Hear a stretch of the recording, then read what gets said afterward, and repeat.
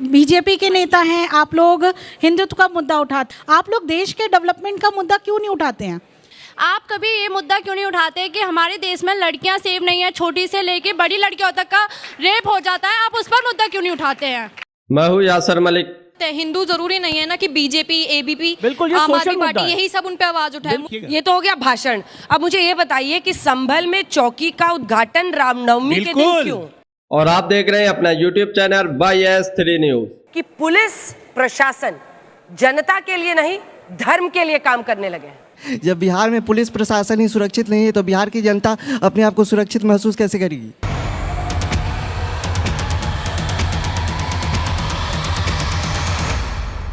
गोदी मीडिया के स्टूडियो में आई जनता ने जब विवादित बयान और हिंदू मुसलमान पर सवाल पूछे तो बीजेपी के प्रवक्ता बगले झांकने लगे। वहां पर मौजूद स्टूडेंट ने बहुत तीखे सवाल पूछे हैं, बेरोजगारी का मुद्दा उठाया, हिंदू मुसलमान पर जो मुद्दों को छुपाया जाता है उस पर सवाल पूछे हैं, जिस पर बीजेपी के प्रवक्ता घबराकर भागने की कोशिश करते हैं और सवालों से बचते हुए दिखाई देते हैं। इस बार अंजना ओम कश्यप भी बीजेपी के प्रवक्ता को जनता के सवालों से नहीं बचा पाई है। कितनी अच्छी तरीके से बखिया उधेड़ी है जनता ने सवाल पूछकर, जिस पर बीजेपी के प्रवक्ता की क्या हालत होती है आप लोग ये जरूर देख कर जाइए। डॉक्टर साहब जरा बताइए कि ऐसा लगता है कि मुख्यमंत्री योगी आदित्यनाथ के दिल से वो टीस नहीं गई है फैजाबाद सीट हारने की। बार बार कहते हैं उस पर सत्ता कुर्बान, लेकिन बड़ी बात यह है कि चाहे वो औरंगजेब हो, औरंगजेब का मुद्दा यूपी पहुंच जाता है, संभल पहुंच जाता है। अब यूपी पुलिस कह रही है कि संभल चौकी का उद्घाटन रामनवमी के दिन करेंगे।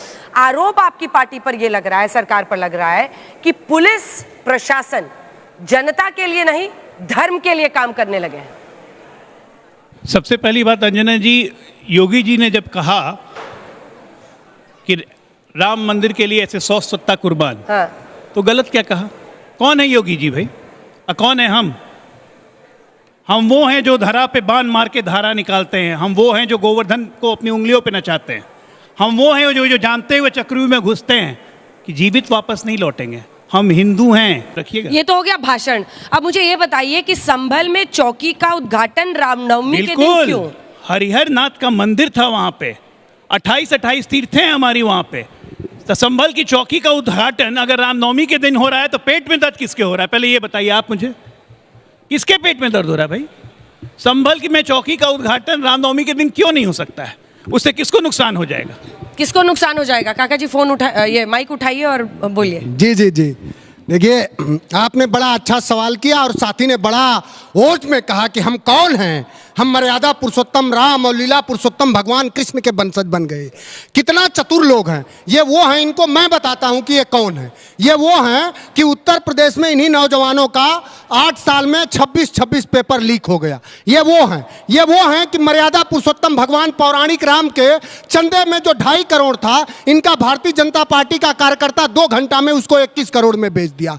ये वो हैं कि 45 साल की सबसे ज्यादा बेरोजगारी इन नौजवानों और इस देश के आम घरों से निकले हुए युवाओं के चेहरों पे लाए हैं। ये वो हैं कि नरेंद्र मोदी 55 लाख करोड़ रुपए का कर्जा था इस देश के कंधों पर, अब वो बढ़कर के 255 लाख करोड़ रुपया हो गया। ये वो हैं जो वहां अयोध्या के ही नागरिकों का उनका मुआवजा नहीं दे पाए, लेकिन मर्यादा पुरुषोत्तम राम के अनुयायी बनेंगे। राम के अनुयायी ऐसे नहीं बन सकते। उनके आदर्शों को, उनके व्यवहारों को आत्मसात करना पड़ेगा। जिन लोगों की सुबह विचारधारा कुछ और, शाम को विचारधारा कुछ और, कल विचारधारा कुछ और, कितना दुर्भाग्यपूर्ण है। ऐसे सतही और सुबह शाम बदलने वाले लोग मर्यादा पुरुषोत्तम भगवान राम और लीला पुरुषोत्तम भगवान राम कृष्ण के उपासक हो सकते हैं? ये उनके उपासक नहीं है। ये कहीं ना कहीं धर्म का आड़ लेकर के अपने कुकृत्यों को छिपाने वाले ये लोग हैं। इनसे बस मैं यही कहना चाहूंगा कि हिंदू हो या मुस्लिम के एहसासात को मत छेड़िए, अपने कुर्सी के लिए जज्बात को मत छेड़िए,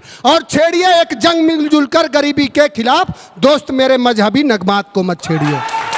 अब जवाब दीजिए इसका जल्दी से। अंजना जी बिल्कुल, इन्होंने बहुत अच्छी बात कही। छेड़िए एक जंग गरीबी के खिलाफ, मिलजुल के हालात बदलिए। बहुत अच्छा।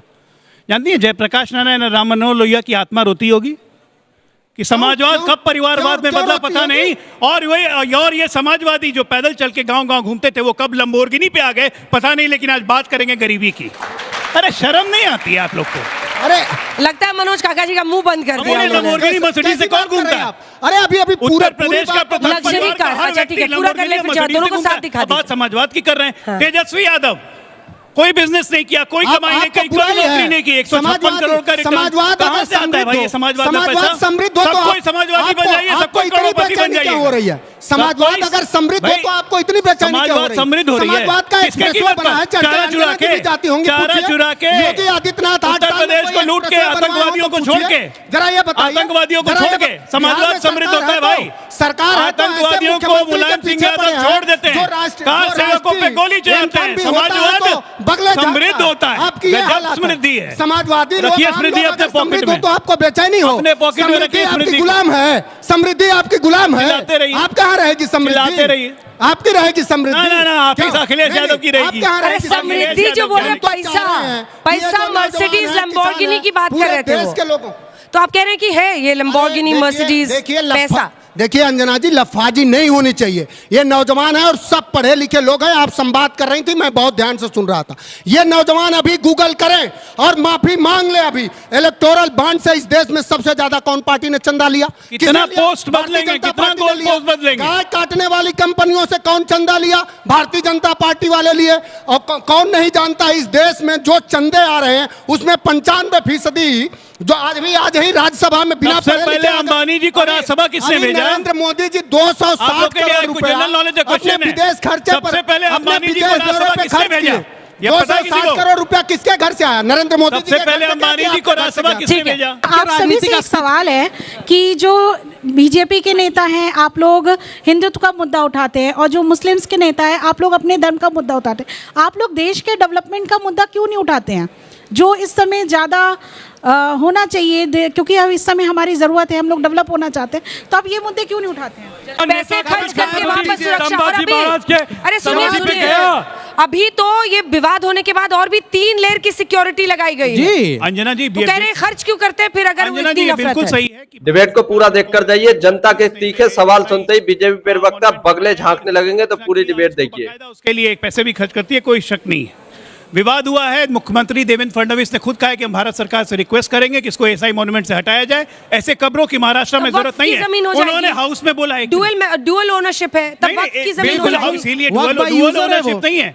कह रहे वक्त अरे का एक यूजर मिनट, है। इनका तो ये हाल था, इनका ये हाल था। एक मिनट, संभल भी एसआई प्रोटेक्टेड मॉन्यूमेंट थी ना, एएसआई की टीम को मार के खदेड़ के भगा दिया था वहां से। बगल में मिस्टर जैन जी, उसके लिए वकील भी कह रही विकास के मुद्दों पर क्यों नहीं बात? विकास के मुद्दों पे हम सिर्फ विकास के मुद्दों पे जाते हैं, लेकिन विकास के साथ सांस्कृतिक विरासत बहुत जरूरी है। इनकी सांस्कृतिक विरासत कुछ नहीं है, कितना रोजगार इनकी सांस्कृतिक विरासत इतनी है, वो बगल वाले से लड़ने लगेंगे भाईजान के वोट के लिए। आज रोजगार वो तुरंत लड़ने लगेंगे, सेकंड नहीं लगेगा। क्या हालात? इनकी सांस्कृतिक विरासत बहुत उतनी है। पूछिए कितनी एसएससी में विरासत भी चाहिए और स्मृति भी चाहिए। एसएससी में कितनी भर्ती आई?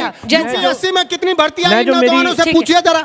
जवाब इसका जैन साहब जवाब मैं जो मेरी माता जी उनके सवाल का जवाब देना चाहता हूँ। ये बात सोचना कि अगर कोई हिंदुत्व की बात करेगा या सांस्कृतिक विरासत की बात करेगा तो डेवलपमेंट नहीं होगा, सबसे बड़ा गलत है। उसका कारण है, अभी आपने देखा अयोध्या में जब राम मंदिर का जब दर्शन हो रहा था, कितनी भयंकर इकोनॉमी अंजना जी डेवलप हुई है, किस तरह से कल्चरल टूरिज्म बूस्ट हुआ है। और जो लोग पहले कुंभ किस तरह से कल्चरल टूरिज्म बूस्ट हुआ है, तो जो लोग बात करते थे, मैं आपको बताना चाहता हूँ ज्ञान व्यापी के केस के लिए जब भी मैं बनारस ट्रैवल करता हूँ पिछले 3-4 साल में, आज तक एक भी फ्लाइट, एक भी सीट खाली नहीं मिली है बनारस के लिए। कितने लोगों को रोजगार मिला, डेवलपमेंट हुआ है। और कोई ये नहीं कह रहा है कि बेरोजगारी में बात ना करिए, कोई ये नहीं कह रहा है कि पेट्रोल डीजल के दाम पे बात मत करिए। 2014 से पहले बनारस शहर नहीं कह रहा है। एयरपोर्ट का बाबतपुर एयरपोर्ट में वहीं का रहने वाला हूँ, नरेंद्र मोदी ने बनाया। कोई ये नहीं कह रहा है, जाने वाले लोगों, वो दुनिया का सबसे बड़ा सांस्कृतिक शहर है, सदियों से लोग बनारस जाते रहे हैं। मैं कह रहा हूं क्या बचाव कर रहे हैं? मैं आपके बीच में नहीं बोला, मैं ये कह रहा हूं कोई भी नहीं कह रहा कि डेवलपमेंट की बात ना करें, कोई भी व्यक्ति नहीं कह रहा डेवलपमेंट की बात करें,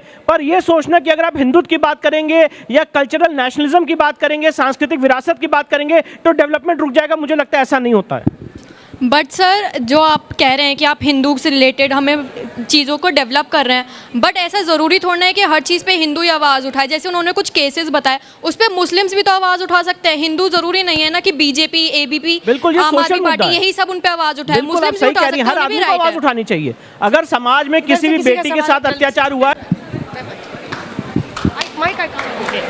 नागपुर में जो इतने वायलेंस हो रहे हैं उसके ऊपर आप लोग क्या कर रहे हैं? जो लोग मर रहे हैं, जिनके बिजनेस बंद हो रहे हैं, उनको आप कैसे बहुत कंपनसेट शर्मनाक करेंगे? हुआ जो नागपुर में हुआ, जिन्होंने दंगा भड़काया उनको भी पुलिस ने परेड कराया। वो वीएचपी और बजरंग दल के लोग थे, आपने देखा, उसको कोर्ट में पेशी की गई और कोर्ट ने 3000 के मुचलके पर उनको सरकार की तरफ से भी आप ही जवाब दीजिएगा। माइक नीचे रखिए, जो नागपुर में माइक नीचे रखिए मिस्टर जमाई।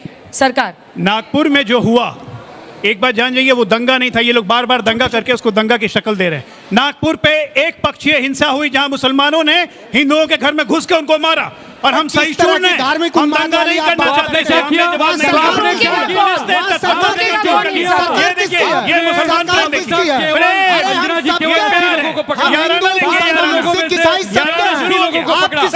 हिंसा रोकेगा कौन? नहीं तो ये लोग रहते ना तो मुजफ्फरनगर हो जाता। मेरा सवाल अजय आलोक सर से है। अजय आलोक जी, आपसे सवाल है। नहीं हो। हाल ही में बिहार के मुंगेर और अररिया में एसआई की हत्या हो जाती है। जब बिहार में पुलिस प्रशासन ही सुरक्षित नहीं है तो बिहार की जनता अपने आप को सुरक्षित महसूस कैसे करेगी? आप बिल्कुल ठीक कह रहे हैं। आप बिल्कुल ठीक कह रहे हैं कि ये पुलिस प्रशासन एएसआई की हत्या होना एक बहुत बड़ी चुनौती है। पुलिस मुख्यालय ने बाकायदा एडीजी हेडक्वार्टर्स ने इस पे एक बिल्कुल बयान जारी किया कि पुलिस प्रशासन पे कोई भी हमला बर्दाश्त नहीं किया जाएगा। यही चीज, इसी चीज की पुनरावृत्ति हुई है नागपुर में। 3 सवाल और ले लो, उसके बाद से मैं आ रही को किया गया मऊ में, पुलिस वालों पे अटैक किया गया।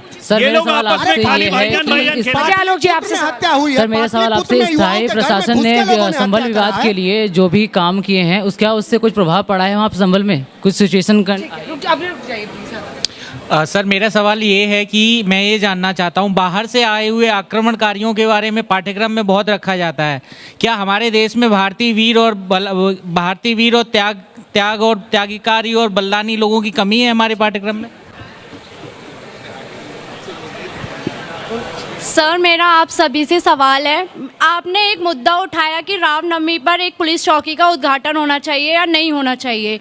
आप कभी ये मुद्दा क्यों नहीं उठाते कि हमारे देश में लड़कियां सेफ नहीं है, छोटी से लेके बड़ी लड़कियों तक का रेप हो जाता है, आप उस पर मुद्दा क्यों नहीं उठाते हैं? और आखिरी सवाल मैम, मेरा क्वेश्चन समाजवादी पार्टी से है। सबसे पहले तो सर आपके नेता अबू आजमी देश भर में ऐसा विवाद खड़ा कर देते हैं जो आज तक चल रहा है। उसका रिजल्ट हुआ कि नागपुर में वायलेंस हो गया बहुत भयंकर। उसके बाद कल वो इफ्तार पार्टी में चले जाते। ये पोलराइजेशन हम सब देख रहे हैं सर। लेकिन जब श्री राम जन्मभूमि, जब राम मंदिर की प्राण प्रतिष्ठा हो रही थी, तब आपके नेता क्यों नहीं पहुंचे थे वहाँ? महाकुंभ। देखिए एक तो आपने पूछा कि हमारे नेता ने जो अबू आजमी साहब ने औरंगजेब पर बात करी, उन्होंने दूसरे तीसरे दिन ही संभाजी महाराज की जब जयंती थी तो उनको बधाई दिया और उनको बताया कि ये भारत के शौर्य पुत्र हैं। सवाल ये नहीं है, सवाल ये है कि इस देश में औरंगजेब के नाम पर आपके नौजवानों के, किसानों के जो बुनियादी सवाल है उसको कैसे ढका जाए, उस पर काम हो रहा। हम ये जानना चाह रहे, बीजेपी से हम लोग ये पूछते हैं कि आप बताओ, औरंगजेब तो हमारा कभी आदर्श नहीं हो सकता। हमारे देश का मुसलमान चिल्ला चिल्ला के ये कहता है कि मुगल उसके वंशज नहीं है, वो मुगलों का वंशज नहीं है। लेकिन सवाल यह है कि आप औरंगजेब पर, अरे आप सुन लो पूरी बात, आप औरंगजेब पर तो बात करेंगे, लेकिन औरंगजेब के दादा, अरे पूरी बात तो सुनो, औरंगजेब के बाबा थे, औरंगजेब के बाबा थे कौन? अकबर। और अकबर के दरबारी कौन थे? सेनापति मान सिंह। अब मान सिंह के लोगों को भारतीय जनता पार्टी ने राजस्थान में उनके घर के लोगों को उप मुख्यमंत्री बनाया। वो मान सिंह जो अकबर के दरबारी थे और उनका राज कहां तक था? आपके संज्ञान है तू, अफगान में वो काबुल के गवर्नर थे। अंजना जी,